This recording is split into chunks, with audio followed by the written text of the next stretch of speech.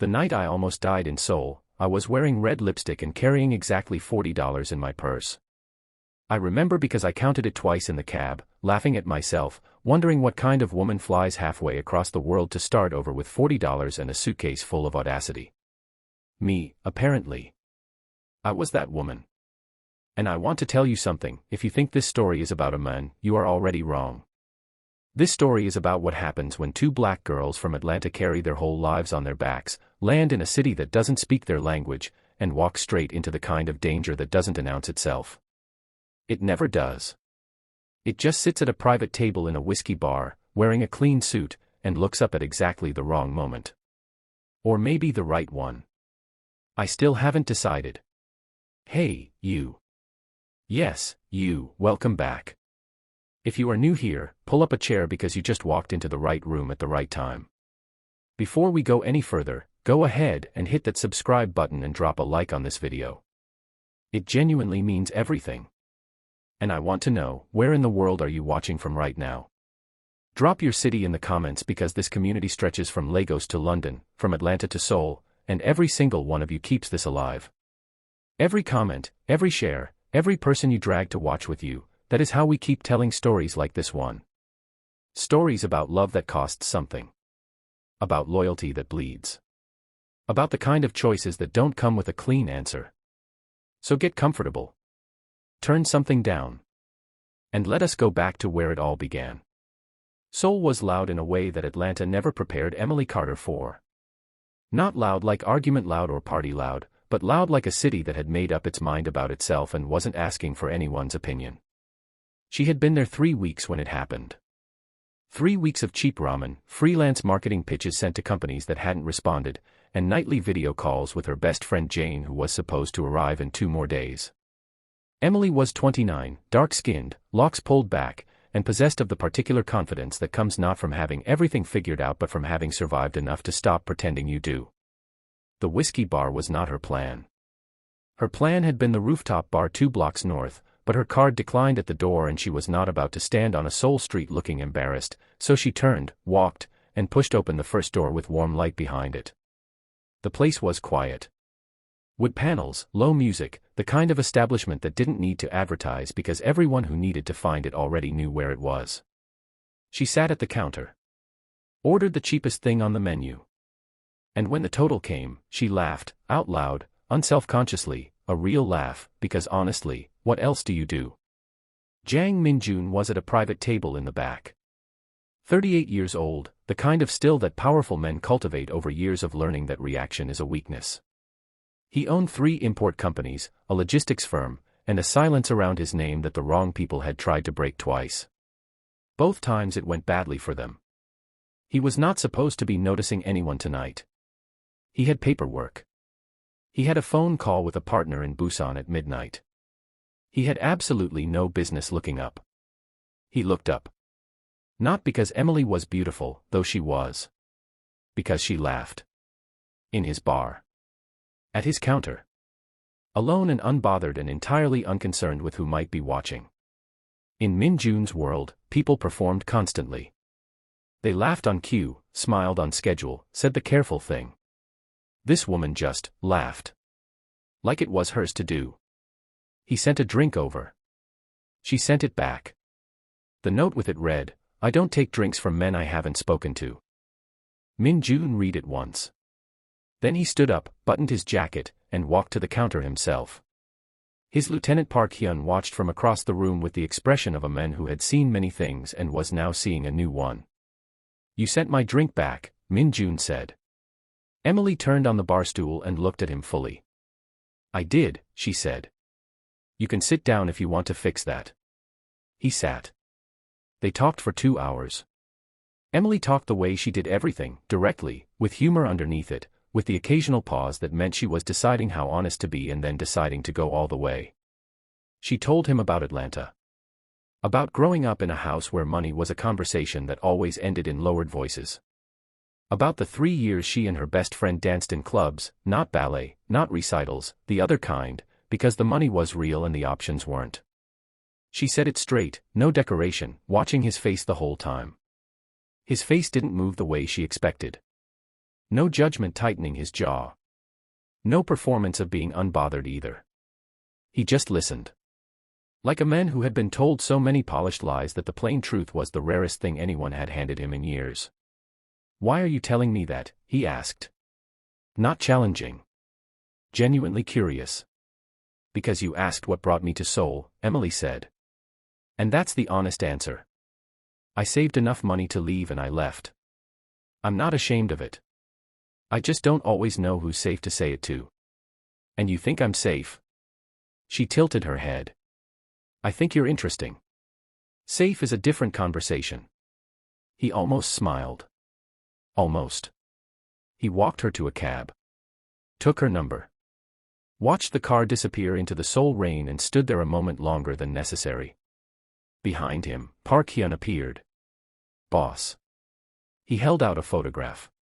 Surveillance still, grainy, taken near the Mapo district where Min Jun's import warehouse sat quiet on paper and busy in reality. A woman. Dark skin, tall, caught mid-stride, face not fully clear but the posture deliberate.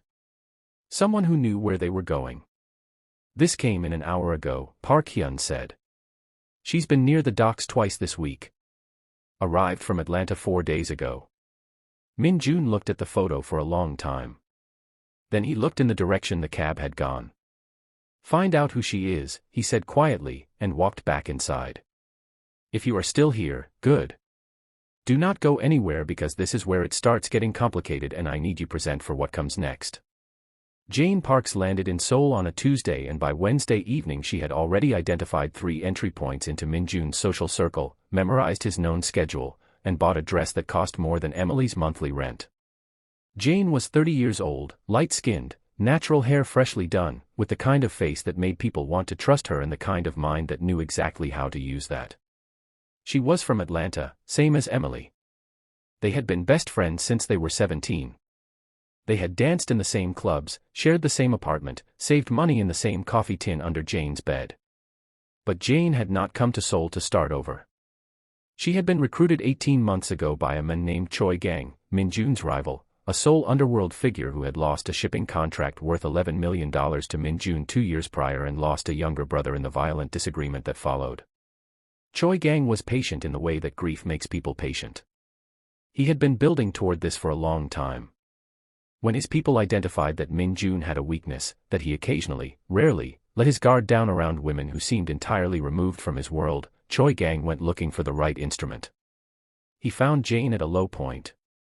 Debt, danger, and a door that opened at exactly the moment she needed one. He didn't tell her everything up front. That was how it always worked. By the time she was on a plane to Seoul, she knew enough. Get close to Min Jun, learn the gaps in his operation. And when the signal came, be in position. She had not planned on Emily being there. That part was coincidence. Emily had decided on Seoul independently, chasing her fresh start, and Jane had said nothing because she couldn't. She told herself Emily would be fine. That they would be in the same city and Emily would never need to know what Jane was actually doing. The rooftop party was a tech investors gathering, the kind of event where Min Jun appeared as a ghost, present enough to remind people he existed, distant enough to keep the myth intact. Jane worked the room for 40 minutes before positioning herself 3 feet from where he stood watching the city. She waited for him to speak first.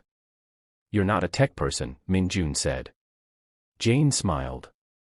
"What gave me away? You haven't looked at your phone once. Everyone at these things is performing for someone. You're watching. Maybe I'm watching you. Most people don't admit that. Most people aren't honest," Jane said, and extended her hand. "Jane Parks. I'm with a human rights NGO. We do work across Southeast Asia." They talked. Jane was exceptional at this. She knew when to laugh, when to ask the right question, when to let silence sit without filling it nervously.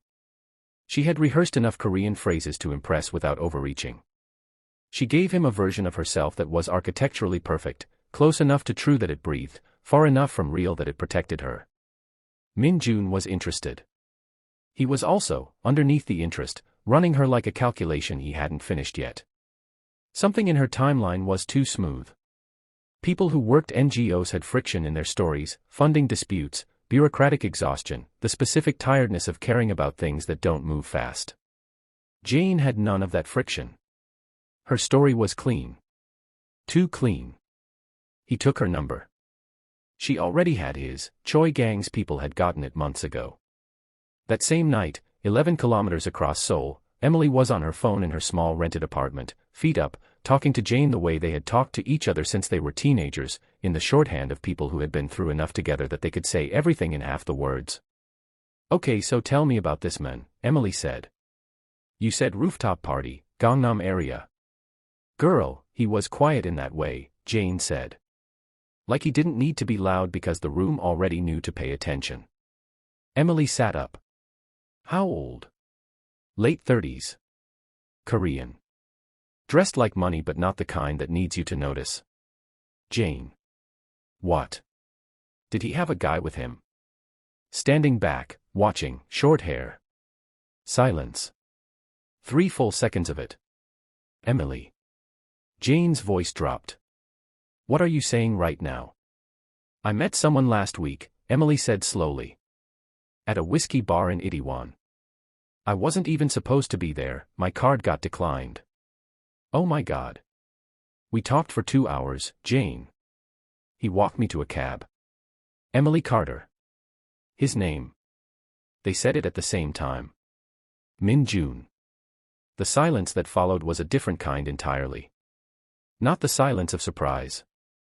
The silence of 2 women doing rapid, private calculations and neither one wanting to say the answer out loud first. "Okay," Jane said finally. "Okay. We don't tell him. Not yet. We need to figure out what this even is." Emily was quiet.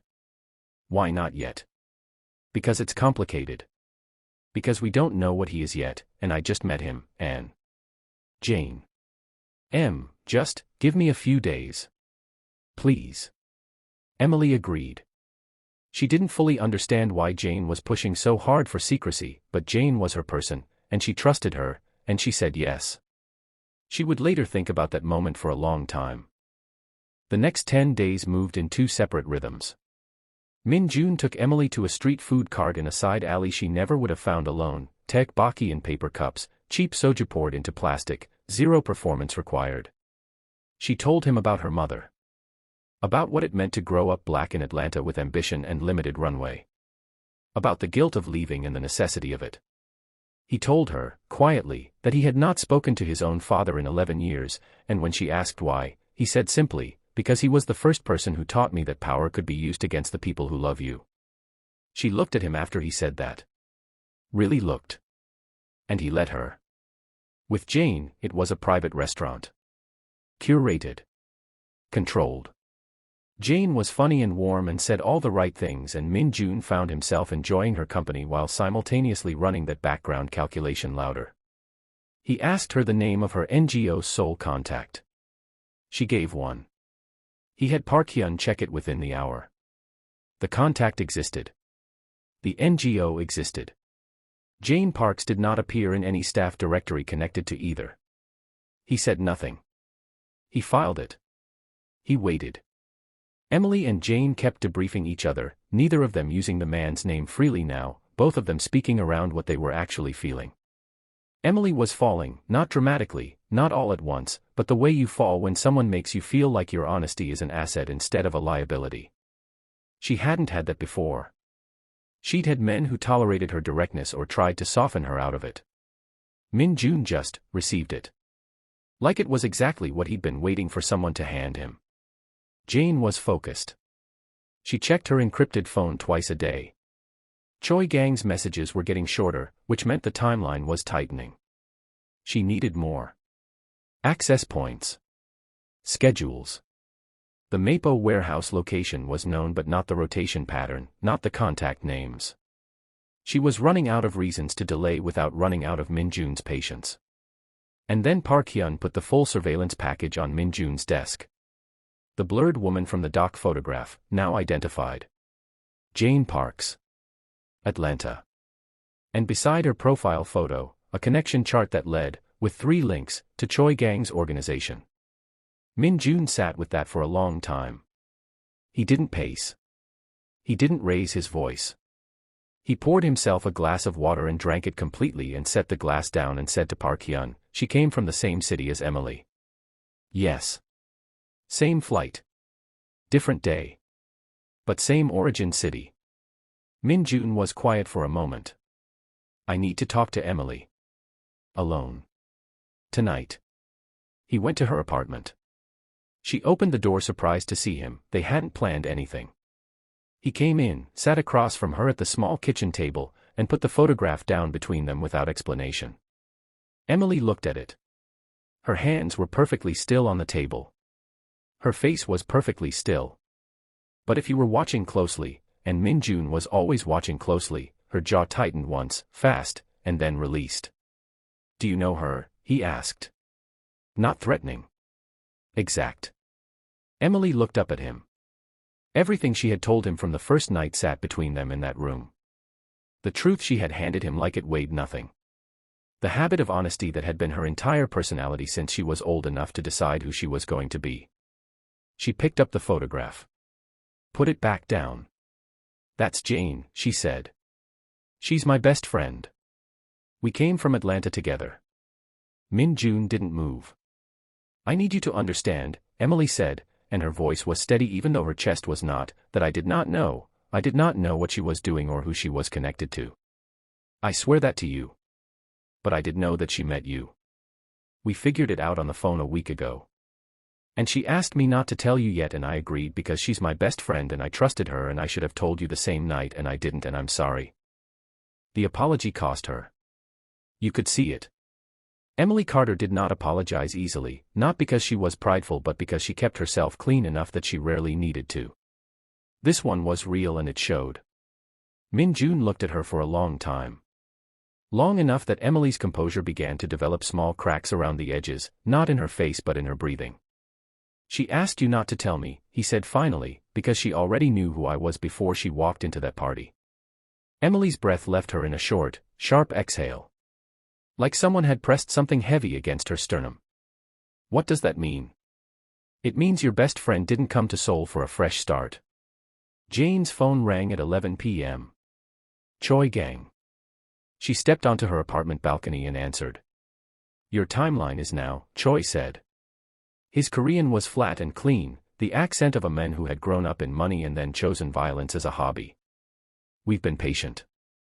You've had access for 2 weeks. I need the warehouse rotation by tomorrow or you are no longer useful to me, and you know what that means. I need more time. You had time. Time is done. Give me what I have, or I will take what I need another way. And the other way involves your friend." Jane's hand tightened on the phone. "You leave Emily out of this. Then give me the rotation.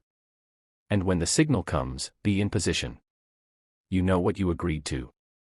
The call ended. Jane stood on the balcony for 4 minutes. The Seoul skyline didn't care. It just glittered, indifferent and enormous, the way cities do when your personal crisis is too small for the scale of them. She went inside. She opened her laptop. She did what Choi Gang asked. And then she sent Emily a text that said, "Are you home? Can I come over, asterisk?" Emily didn't respond. Because at that moment, Emily was sitting at her kitchen table across from Min Jun, learning the shape of what Jane had actually been doing in Seoul, and the full picture was arriving in pieces, each one heavier than the last. Min Jun had 2 of his people on Jane's apartment within the hour. Not to move on her, not yet. He needed to know who she was talking to, what she was sending, who was receiving it. Park Hyun's team intercepted the outgoing data from Jane's laptop within 40 minutes. Warehouse rotation. Contact schedules. Enough operational detail to do serious damage. Enough to confirm everything. Min Jun called Park Hyun. "Move her to the secondary watch list and get me everything on Choi Gang's current Seoul team. I want to know how many and where they're sitting tonight." Emily was still at the table. She had not left. She sat there with the photograph in front of her, not looking at it anymore, just sitting with what she now knew like it was an object she had to carry but hadn't figured out how to hold yet. "What are you going to do to her?" Emily asked. "That depends on what she does next," Min Jun said. "She's my best friend," Emily said. I know what she did. I'm not defending it.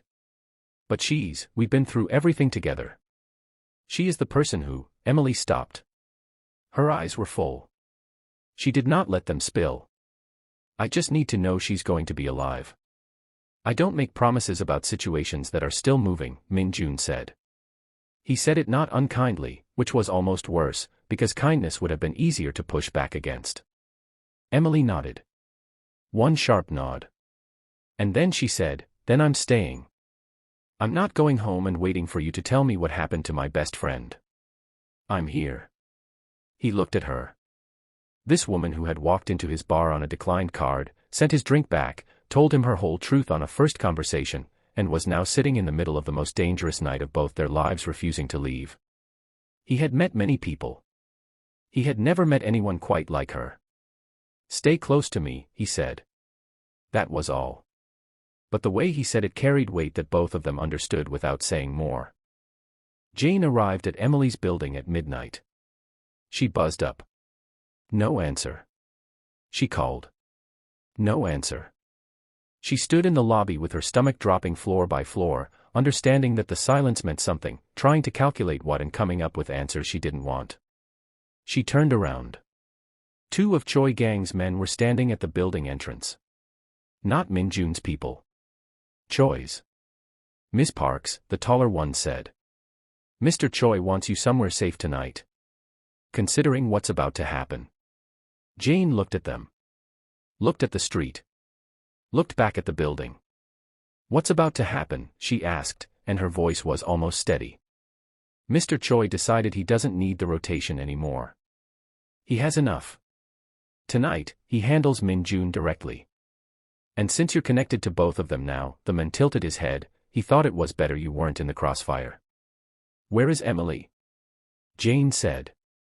We think she's with Min-jun. Jane's whole face changed. Calculation dropped away and what was underneath it was raw and old and looked exactly like the 17-year-old girl from Atlanta who had held Emily's hand through every hard thing for 13 years. If he hurts her. Miss Parks. The car is waiting. Jane got in the car. But the entire ride, she sat with her phone in her hand, and at a red light when the two men were talking to each other in the front, she typed one text to Emily and sent it before she could stop herself. Asterisk, they're coming tonight. Get out of wherever you are. Please. I'm sorry. I love you. Get out, asterisk.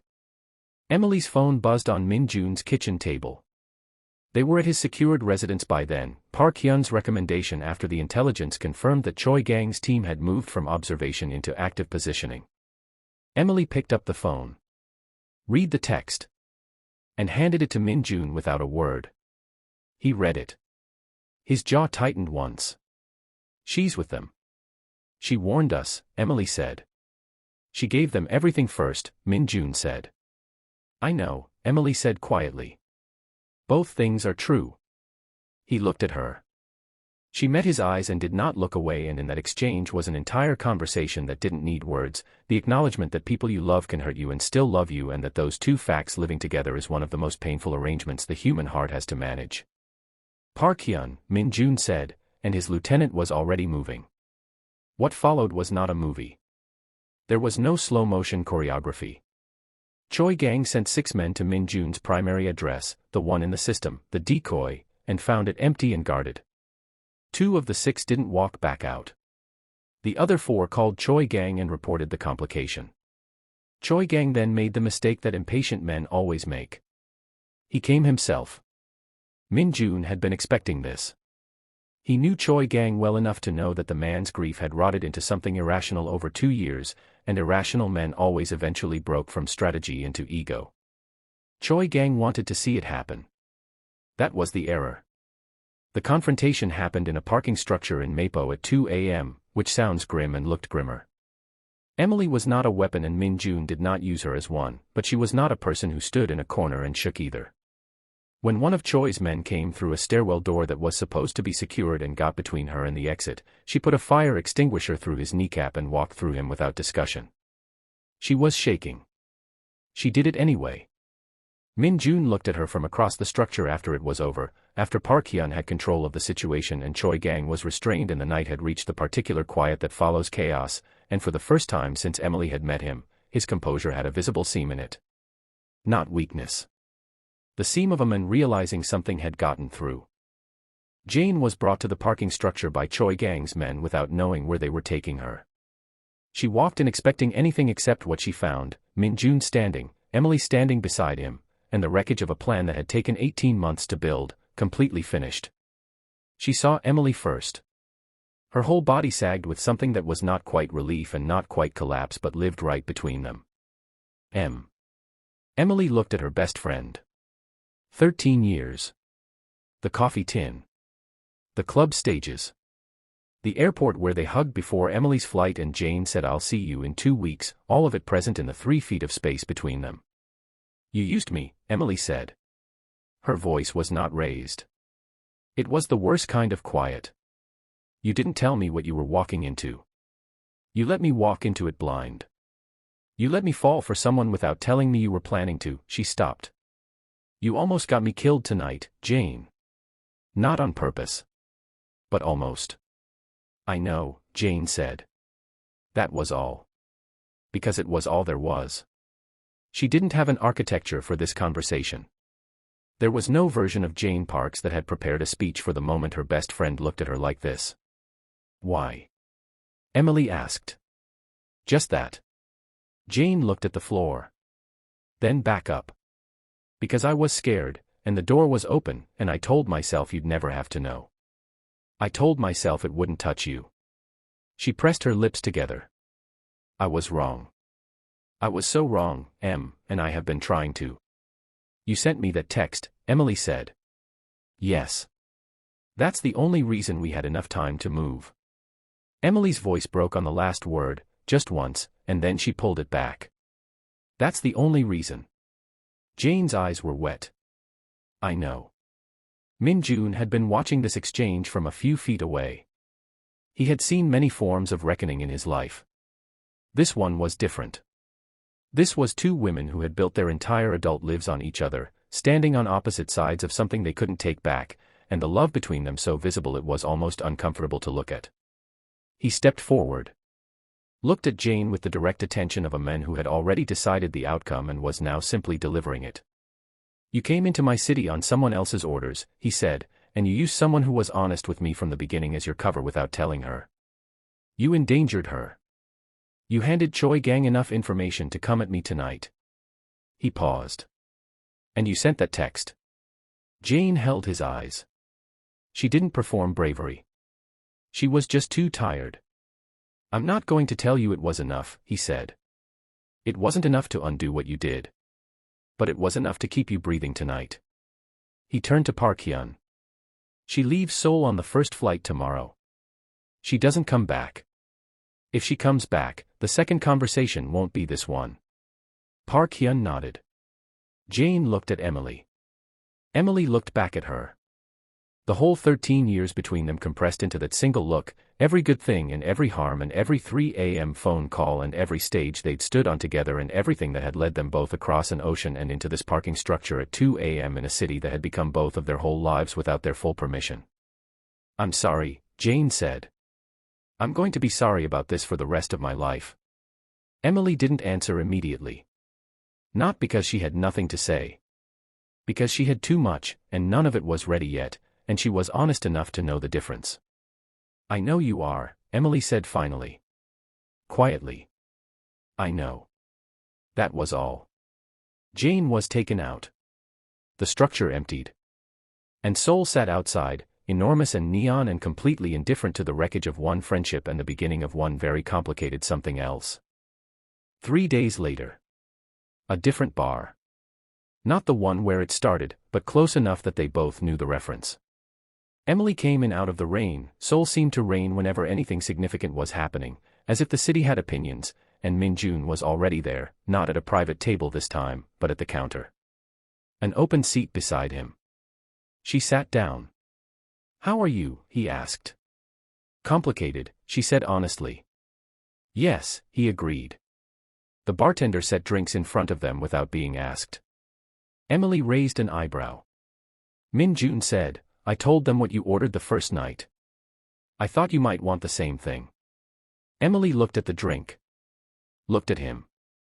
You remembered what I ordered. I remember everything about that night, he said. Simple. Not romantic performance. Just true. She picked up the glass. He picked up his. Neither of them spoke for a moment, and in that moment was everything, the docs and the photograph and Jane's tear-wet face and the fire extinguisher and the text message that saved both their lives and the 13 years of a friendship currently sitting on an airplane heading back to Atlanta to figure out what comes next. I should have told you from the beginning that I knew her, Emily said. I should have told you that same night when I figured it out. I let her talk me out of it and I knew it was wrong and I did it anyway. You protected your best friend, Min Jun said. With information you didn't know was dangerous. Doesn't make it right. No, he agreed. But it makes you human. And I have met very few of those. Emily almost smiled. Almost. That's a sad thing to say. It wasn't meant to be sad, he said. It was meant to be the reason I'm still sitting here. She looked at him then. Really looked, the way she had that first night when he told her about his father, the look that she gave when she was deciding whether what someone showed her was real. He sat with it. Didn't arrange his face. Didn't manage her impression. Just sat there, the same way she had from the beginning, letting her see what there was to see. This is going to be complicated, Emily said. Everything worth anything is, Min Jun said. She took a sip of her drink. I'm not moving my life around yours. I have a business to build here. I know. And if you ever run a photograph on me or have your guy follow me without telling me, I will make your life genuinely difficult. I believe you, he said, and this time the almost smile fully arrived, brief and real and more valuable for how rarely it came. Outside, Seoul reigned. Inside, two people who had come to each other the hard way sat at a counter in the particular quiet of a situation that had not resolved so much as transformed, the danger folded into the past, the lies accounted for, the future sitting open and uncommitted and honest, which was the only way either of them knew how to walk into one. Emily Carter had arrived in the city with $40 and a suitcase of audacity. She had told the truth when she didn't have to. She had stood in a parking structure at 2 a.m. on a city that was not her own and held her ground. She had watched her best friend become a stranger and back again in the same terrible evening. And she had come out the other side not unscathed, not unchanged, but upright. Still herself. Maybe more herself than she had ever been. That, she decided, was enough to work with. That was everything, actually. And that right there is why I need you to stay in this community. If this story sat with you, if you felt Emily's weight, if you understood Jane's impossible position, if Min Jun made you lean in even when he scared you, then drop a comment right now and tell me which moment got you. Was it the bar? The phone call? The parking structure? The last scene? I read every single one. And if you haven't subscribed yet, what are you doing? This is your sign. Hit that button, share this with someone who needs a good story tonight, and come back because there is so much more where this came from. Until next time.